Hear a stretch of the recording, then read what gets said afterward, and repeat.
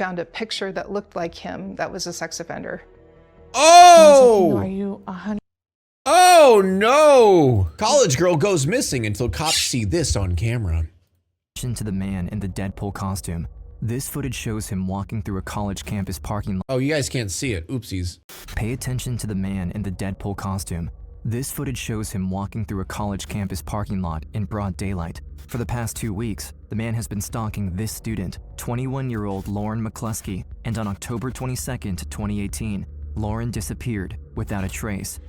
October 13, just 9 days earlier, Lauren walked in. No way Deadpool is real. Into the campus police It's Ryan department Reynolds. and reported that she had been receiving threatening text messages from unknown numbers. In the following week, she called the cops a total of 14 times, but no one believed her. Here we go again. Here we go again. Oh, what's that? You're not dead yet? Sorry, can't help.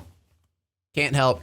Hey, I am going to die if you guys don't do anything. Oh, sorry. Call me when you're dead. Just like the last one. It's just like, we're never gonna learn. Never gonna learn.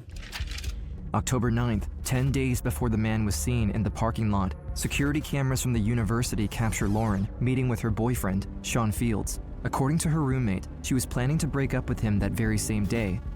The problem is, Sean Fields is not his real name. The circumstances surrounding Lauren's disappearance would remain a mystery if it wasn't for the clues she left behind. She made sure someone would find out the truth about what happened to her and expose the man in the Deadpool costume. He was a predator, manipulator. Very skilled at getting what he wanted. Someone who you shouldn't believe a word of what they say. The year is 2013. Lauren lives with her 2 loving parents, Matthew. This is gonna be bad, isn't it? No, it's actually gonna be really good, and it's gonna end positively. All right? It's gonna end very happy ending. Everybody survives. And Jill, in the small town of Pullman, Washington. She has a happy childhood, doing well in school, and has many close friends. She was the kind of friend that you could rely on. It wouldn't matter the time or the day. If you needed someone to talk to, Lauren would be there for you. Growing up, Lauren showed a natural talent and passion for sports. She was incredibly fast and agile, impressing her parents from an early age.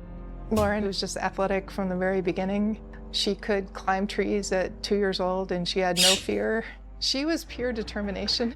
With her parents' encouragement, Lauren pursued her love for high sports, jump? quickly And discovering hurdles? Yo, those are my 2 best events. talent for track and field. At only 10 years old, she earned 2nd place at the USA Junior Olympics. Damn! The University of Utah recognized her excellence and granted her a scholarship.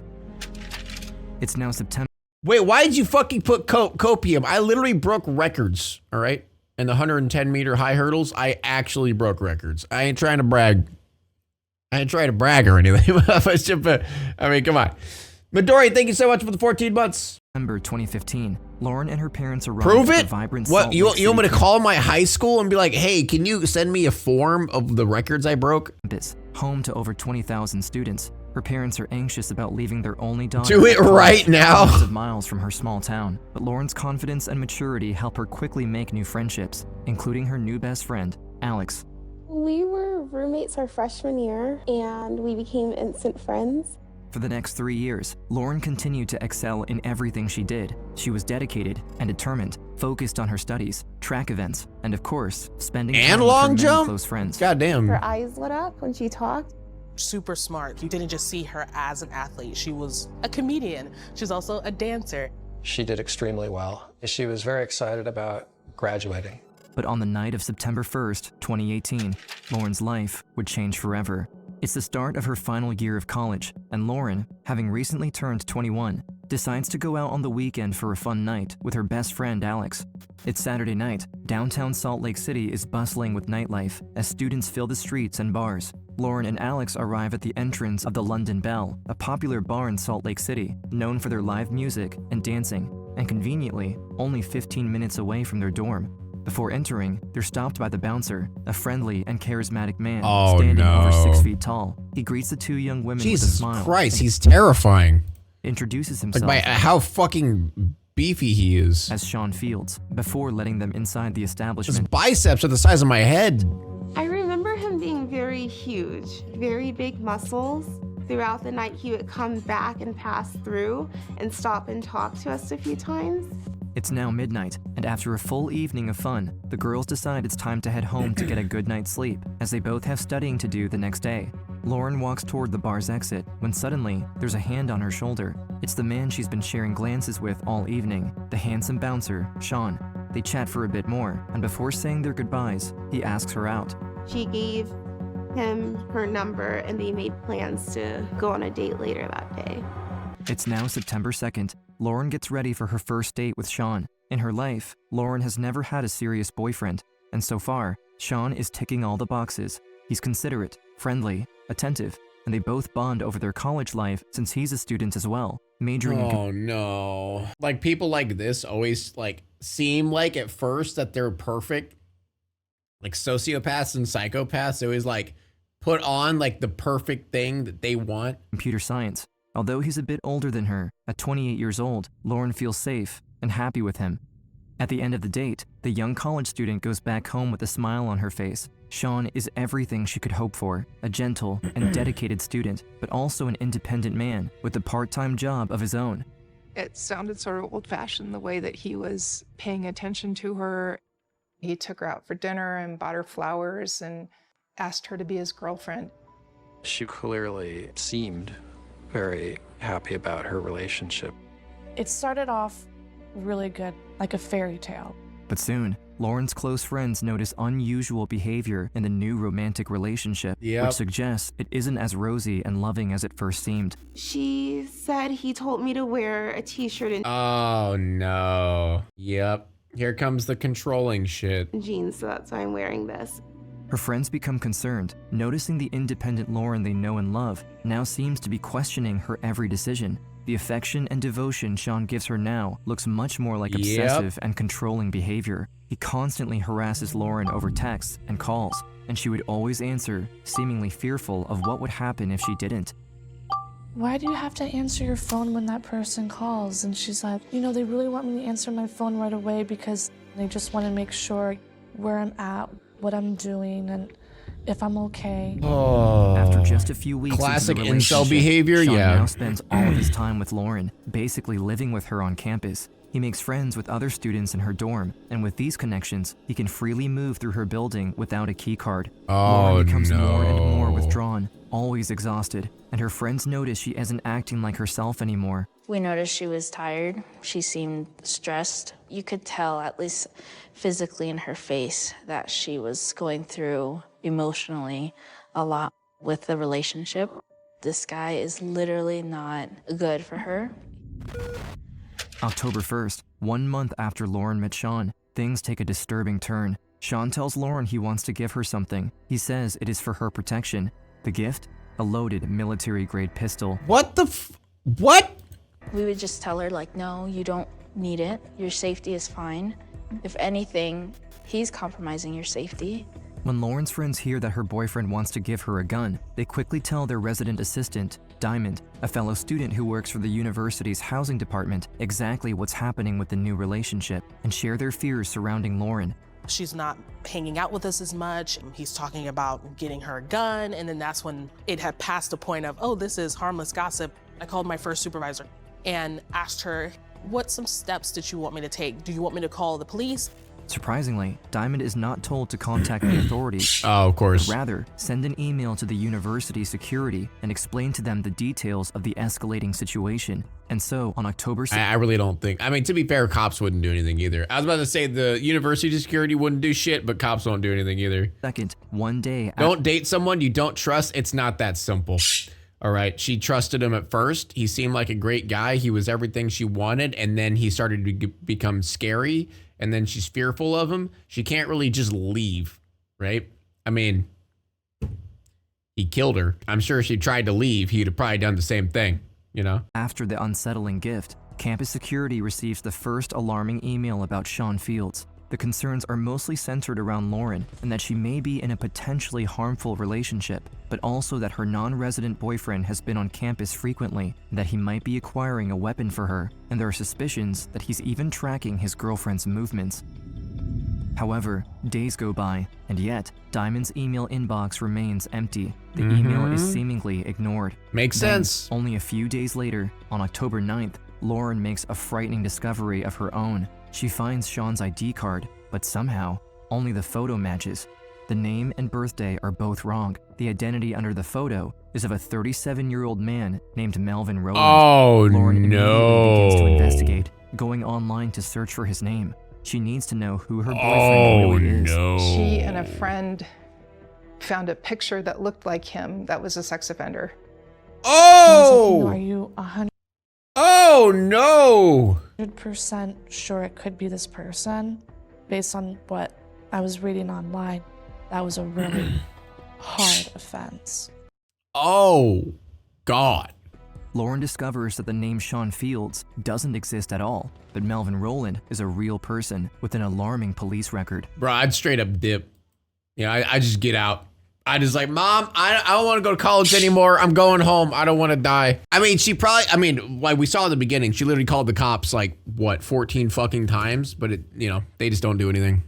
Second and third degree felonies, including enticing Thank you, a Iron minor Man. over the internet, attempted forcible sexual abuse, and repeated parole violations, landing him back in prison multiple times. Through her quick internet search, Lauren Isn't that crazy that like people like him can just go in and out of prison over and over and over and never learn their lesson, consistently do bad shit, even violate parole, and they keep getting out of prison? Isn't that crazy? You just gotta wait until they kill someone, and then even they learns that could her stay in boyfriend prison. is currently on parole. We were coming up with like a plan for how she should break up with him. It's late in the evening on October 9th. You're gonna need to bring an entire like police force to break up with him. Lauren anticipates Melvin as he's arriving at her dorm any minute. Big, the alerts don't have sound. I know because I'm watching the video. She now knows about his criminal history and wants to end the relationship as soon as possible. I'm muting it when Late I'm at watching night, stuff. He enters her dorm room, and Lauren summons all her courage to confront him, telling him all the information she has learned. Melvin's whole personality shifts, becoming extremely resistant and aggressive. He denies all his past accusations, but Lauren knows he's lying and remains persistent that their relationship is over. After hours of Lauren pleading with Melvin, he finally leaves. October 10th, the next day, Lauren, now broken up with her boyfriend, believes he's out of her life for good, but that would be far from the truth. She started getting a lot of texts. Many unknown numbers begin messaging Lauren's phone, identifying themselves as Melvin's friends. Each text becomes more alarming than the last, and Lauren, unsure what to do, responds to them, telling them to stop messaging her, blocking the numbers. But more and more new callers keep harassing her, and Lauren responds again, threatening to contact the police if they continue. I would have But contacted the police unfortunately, already. The messages only get worse. Although the numbers are unknown, she notices many spelling mistakes and grammatical errors, which are oddly similar to that of Melvin's past messages. One particularly concerning text said that Melvin has just died in a fatal car accident and insists Lauren must attend his funeral. On October 12th at 4:23 p.m., 3 days after the breakup, Lauren calls the campus police department, scared that she may be in danger. I've been getting these texts from these numbers of different people. They were saying that he was in the hospital, that he passed away. I got a text about, asking if I wanted to go to his funeral, and I think they're trying to lure me somewhere. All right. I will send this through an officer to give you a call. Is that okay? Yeah, sounds good. But no one calls Lauren back. Wow, what a and police haven't surprise! Wow! even provided an update, and the texts continue to escalate. Wow, what a surprise! At that point, she had already contacted campus police. It was like, you have to go in person. Saturday, October 13th, we headed to the police department. We went inside. I felt like they weren't taking it seriously. Yeah, obviously. He's a sex offender. He went to jail. And I actually had to Google it myself and hand my phone over to him. I do remember them saying, it's a scam, it's probably a scam. What? She showed them one of the numbers that was sending her messages was the same number Roland had had when they were in a relationship together. They tell her that the detective was currently not in the office and that Warren will hear an update by Tuesday. The case was assigned to the on-call detective Kayla Dallev, who, at the time, was actually away on Oh, vacation. dude, don't they have like another police officer to go to? Like, I know it's like campus cops, but campus cops, we already know, don't really do much, so. Although Lauren provides police all of the concerning details, including his criminal history, no one in the campus police department follows up with her claims. And most importantly, they neglect to even check Melvin's parole status, which would have brought much needed urgency to Lauren's case. Worried she isn't getting the urgent help she needs, the college student goes above campus police and calls the Salt Lake City Police Department, a much larger authority, hoping they can speed things up. University Police will probably take the case then, just one sec. I've talked to them already, but I just wanted to call you as well. Usually we just take it where you live, and then that agency does a case. Yeah, I was just concerned because I wasn't sure how long they were going to take. Okay, let me get you up to them and so I can see what's going on with it. Just one moment. Do you know when an arrest would be made? You can talk to an officer if you want. I can arrange that if you want that. Let me just transfer you to someone. Yeah, but I really need help. Let me just transfer you to someone. Transfers her. Oh, yeah, I could totally help you with that. Let me just transfer you to someone. This isn't we're not calling the IRS, bro. We ain't calling our insurance company. Like, you're a fucking officer. You're cops. Do your fucking job. Protect people. Help them. Like, holy shit. Okay. Yeah, that sounds good. The Salt Lake City Police choose to redirect her call back to the campus police once again, who, in over a week since the first notice, have still not made any progress on her case. But Lauren refuses to back down. Over the next few days, she would continue to advocate for her own safety, reaching out to police on over 20 different occasions since she first began exposing Roland's disturbing past. She was still being harassed and she was still getting messages.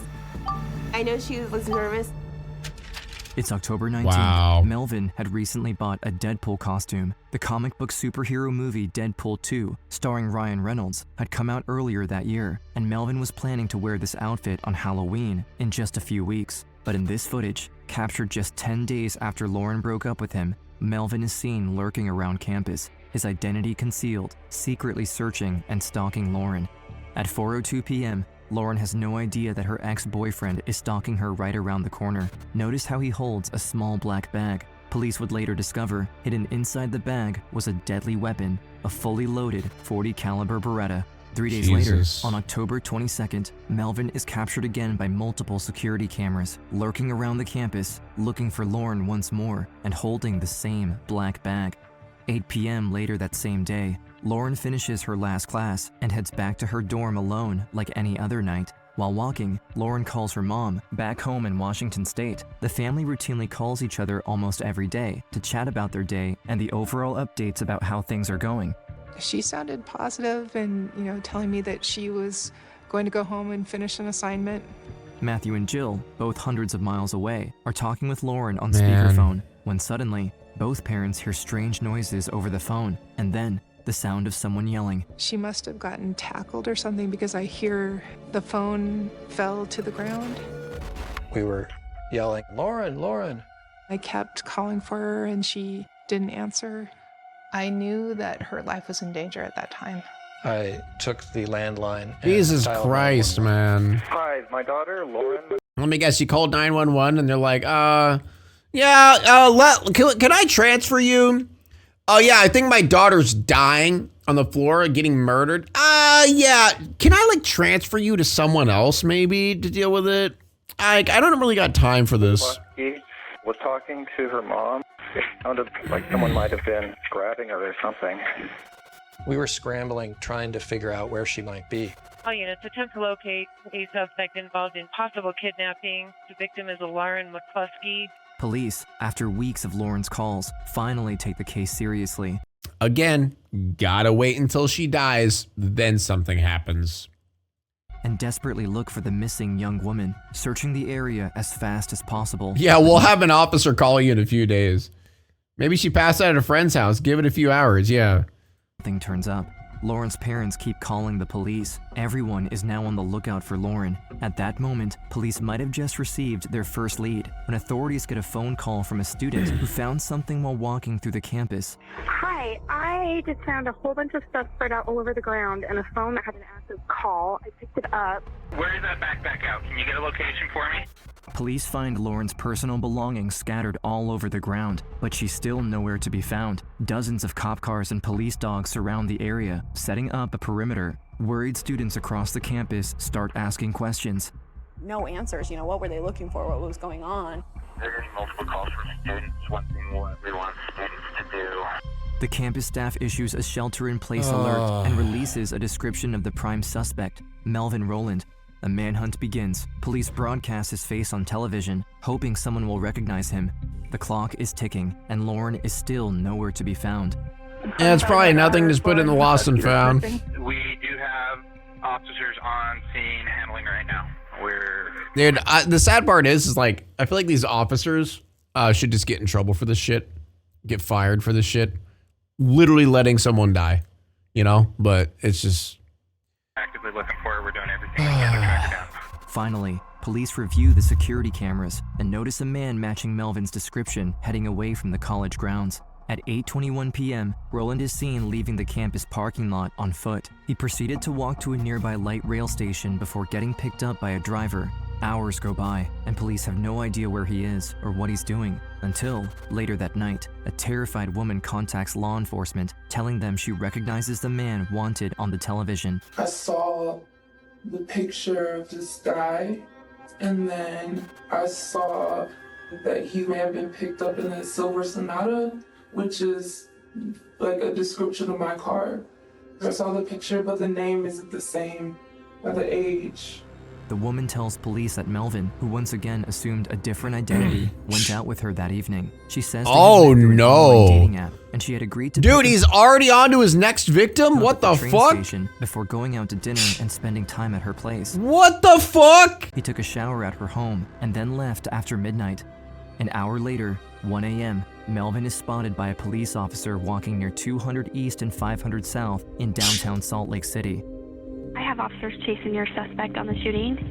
He is in foot pursuit right now. Melvin runs down the sidewalk, evading police. The officers close in on him, but he slips away, breaking into a nearby church and barricading himself inside. The neighborhood is locked down, and no one knows what to expect next. And then, without warning, gunshots echo loudly. Police must act now. They force their way in through the large wooden doors, guns raised. Once inside, they find Melvin Rowland's lifeless Of body. course, dude! I fucking knew it! Oh my god. Oh my god, what a fucking coward, I have man. the suspect inside the church. It looks like he has a gunshot. Answer real quick, I did, Amy. I messaged you back. We're self-inflicted. Like, so many cases like this are preventable. Of shock, days after her passing, the school holds a vigil to grieve the loss of Lauren. She was an amazing, genuine, and caring person. And she will be really missed. Matt and Jill McCluskey are in disbelief at how the campus police department could have overlooked their daughter's repeated pleas for help. Sue them? Pleas Yes. that seem to go unheard. Please sue Facing them. widespread criticism, the university holds a controversial press conference where the president states that there was nothing the campus security could have done to prevent Lauren's tragedy. This report does not offer us a reason. There's nothing they could have done to prevent it? Are you fucking kidding me? Wait. Facing widespread criticism, the university holds a controversial press conference where the president states that there was nothing the campus security could have done to prevent Are you fucking kidding me? Lauren's tragedy. Wow. This report does not offer us a How fucking disrespectful is that, dude? reason to believe that this tragedy could have been wow. prevented. I was shocked that she would say that. I just felt sick to my stomach. Dude, I would have fucking punched that lady in the face straight up. I just dived at her, tackled her to the ground. Parents lost their kid. She is gone, and you have the audacity to try to cover your ass. The sheer number of times that she was trying to get help from the police, when in fact it should have just been one phone call. Yep. Outraged by the university's response and driven to ensure nothing like this ever happens again, the parents file a lawsuit against the university, believing it failed to protect their daughter and hoping to reform the university and create positive change in her name. I do not want to be in this world without Lauren, but being stuck here, I have no choice but to try to make this world better. Matthew and Jill McCluskey create the Lauren McCluskey Foundation with a mission to bring campus reform and enhance the security of students across the world. All the proceeds of this settlement will go to the Lauren McCluskey Foundation. It will make the world better and make the students across the country much safer. This tragedy has sparked an incredible movement that's captivated communities across the nation. You can see some of the signs left by protesters here on the windows of the DA's building. Justice for Lauren! Since Lauren McCluskey's death, they've made huge changes in almost every aspect of safety, changes within the police department, to housing, to new task forces, to faculty training, pledging to build an indoor track and field facility bearing Lauren's name. And Lauren is honored and remembered every day. Women must be believed and taken seriously when Yeah. they ask for help. When there is a Go situation, on. if someone tells you what's going on, that you respond with urgency. The family created what would become known as Lauren's Promise. A promise that I will listen and believe you if someone is threatening you. That promise taking Yeah, that should be like taken everywhere. You know, they like that should be like that should be a slogan for every officer ever. That should just be the slogan for every fucking police station, every officer, every security guard, everyone to ever exist that is supposed to protect you. That should be your fucking shit. Oh wait, it's called protect and serve. Hold up. You already have a slogan that is basically the same thing? Wait a second. Hold up. root in communities nationwide. To increase awareness of the problem. This is not your fault that you're in this situation, and it's okay, let's talk about it and let's do something about it. I've had students come to me and say, because of Lauren's Promise, I'm alive. Damn. I mean, it did, wait, whatever I said to that one person, it did technically end in a good way because a good movement was made for it and changes were made. Hopefully a good enough changes where, it said that people's lives were saved because of it. So, like the severe lack of care in so many situations like that is just baffling. Now it's time to walk away. I hope you enjoyed your stay. Did you laugh or cry or maybe subscribed? I'll thank you either way. You know I will miss you. I hope you return. Tell your friend or your mother to get me more views.